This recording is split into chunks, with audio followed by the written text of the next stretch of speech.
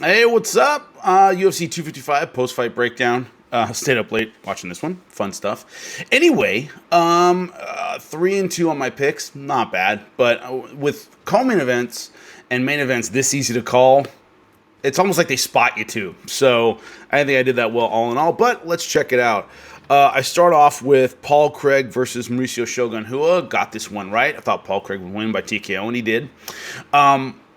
The thing about this fight is I was really critical in my pre-fight breakdown of Paul Craig's willingness to pull guard and to a larger degree somewhat his willingness to grapple with Shogun Hua when I thought in this fight and the last fight there were times when striking would have been better for him. And we saw that this time. He didn't pull guard as much, which is good. You don't want to try and work from your back that much against Mauricio Hua. Did pretty good guard work, a couple sweeps and everything. We saw Mauricio Hua kept going to this deep half guard game that really popular a couple years back. It still works very, very well. You go deep half guard and you turn and you end up with a single leg. And that's what he kept doing to Paul Craig to fight out of these positions. Now, Paul Craig was able to whizzer and fight back and all this stuff. But Paul Craig did well on top with his ground game. But there are times when I was like, man, if he just settled down and threw some hard strikes, he's the bigger guy, he's the stronger guy. Mauricio, who has been through a lot of wars, chin isn't what it used to be. There were these times where I was like, instead of transitioning with Hua all the time, settle down and punch a little bit more.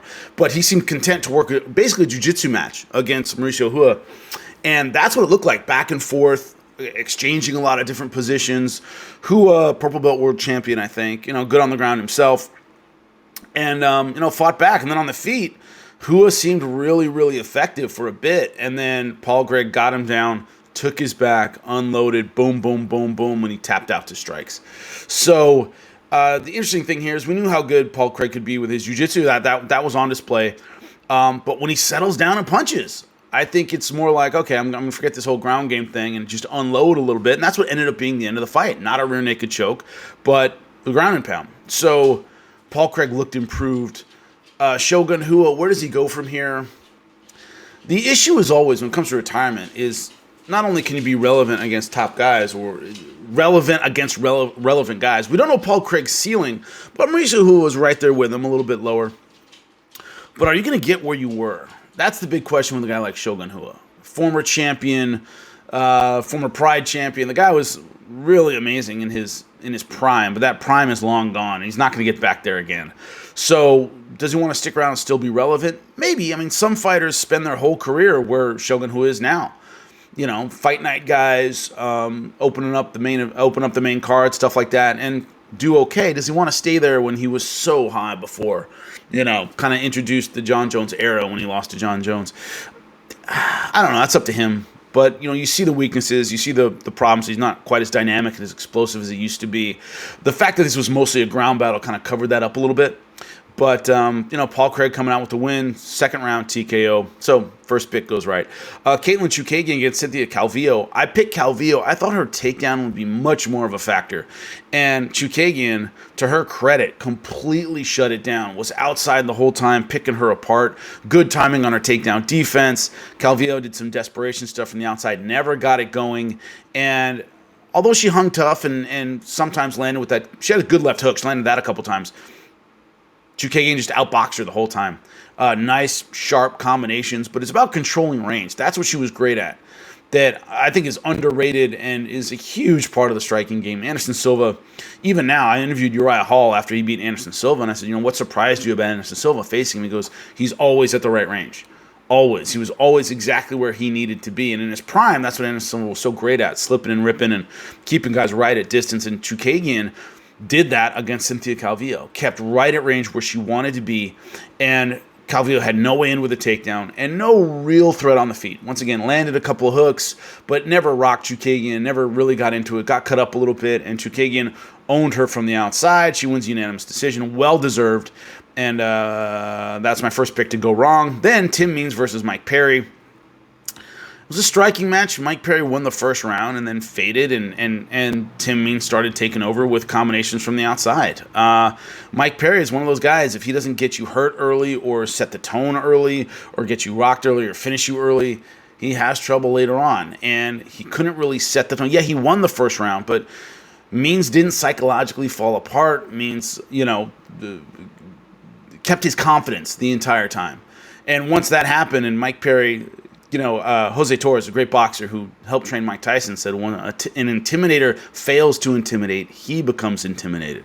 And it seemed like as the fight dragged on, that's what happened. Amin started taking it over with his striking, and Mike Perry didn't have a lot of answers. He's not one of those guys with a huge toolkit with so many weapons he can come at you with. If something doesn't go right, he has a plan B and a plan C. He doesn't really have that. It's strike with big punches and it doesn't go right. He's kind of in trouble. Missing weight by 5 pounds, what does he do? What does UFC do with him? It just doesn't make sense for them to keep him at welterweight and maybe lose some more fights. It makes more sense to put him up at middleweight. You don't have to worry about him not making weight anymore, and he's going to have the same kind of fights against the same kind of guys. Will he get outworked a little bit more? Yeah. Will things work out his way all the time? No. Will he do as well against bigger strikers? No, but he'll still deliver entertaining fights. And that's all really Mike Perry has ever done in his career, is deliver entertaining fights. I don't think it matters that much if it's at 185, 170. As far as the UFC is concerned, this guy wasn't going to win a title at 170 anyway. It wasn't going to be a contender. Move him up. You don't have to worry about the weight cuts anymore. And you book him with the right kind of strikers, and he can have entertaining fights again. The UFC has really done Mike Perry a solid when it comes to his matchmaking. He's always been in those, hey, throw hands and let's see who wins kind of fights. And the UFC didn't have to do that for him. If they matched him up improperly or match him against the guys that could out wrestle him and submit him and all this stuff and the really slick strikers, he would have a really piss poor career. And they haven't done that. Even with the Tim Means fight, it was another guy who was a banger and he could look good against that guy and maybe get a knockout win. And I think it's kind of like, look, go to 185 or you're going to get some guys at 170 that you're not going to beat. So you're moving up to 185. I think they're going to end up doing that with him. But good performance by Tim Means. Mike Perry, a lot going wrong outside of the octagon and going wrong inside the octagon after this fight. So, Valentina Shevchenko, Jennifer Maia. The only surprise in this is Jennifer Maia put up a much tougher fight than I thought she would, or most people thought she would. Gave her round 2. It was on the feet almost the entire time. And Valentina Shevchenko is a level better than Jennifer Maia. Everywhere. So, that was clear from the beginning. There wasn't a lot of drama in this fight. Like I said, outside of round 2, I didn't give Jennifer Maia any other round, and neither did any of the judges. It was a sweep, 49-46. So everybody basically saw the same thing. Valentina Shevchenko's the superior fighter and showed that every level of the fight. And so not a lot of excitement, not a lot of drama. Valentina Shevchenko is just better than Jennifer Maia. Valentina Shevchenko is just better than everybody else at 125 pounds. There just isn't anybody one that's going to catch up with her until time slows her down a little bit. It's disappointing, and so I think it's the same thing we're going to see in the main event. I'll talk about that in a minute, but Shevchenko just sharper and the better striker, and it was mostly a kickboxing match. So there you go. Valentina Shevchenko defends her title via unanimous decision. I called that one. I think anyone with 2 brain cells called that one the same way. So in the main event, Deiveson Figueiredo versus Alex Perez.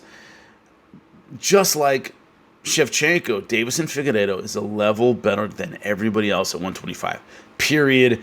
End of sentence. Started out, Alex Perez fight, a lot of fun. They're striking, they're quick, they're accurate, and then he goes for a flying heel hook position. It's the same one that Rio Chonin got Anderson Silva in. You see it sometimes in who else likes that one a lot? Gary Tonin likes that one a lot. But you pull the guy, and as soon as he steps forward, you do this whipping kind of trip takedown that you end up in an inverted heel hook, and that's what he went for. And Perez able to fight his way out of it, got on top, ended up in a guillotine, and then that was all she wrote. And the thing about that guillotine is Perez was almost out. As I was watching him, the back of his head kind of pops out, so it's at the bone of the meat of the biceps on the back of his head, and that's when you escape from a guillotine, right at the end, it gets a lot tighter. And so you see he's almost out. If he just had gotten another inch or 2 off the back of his head, he gets out, and he couldn't do it.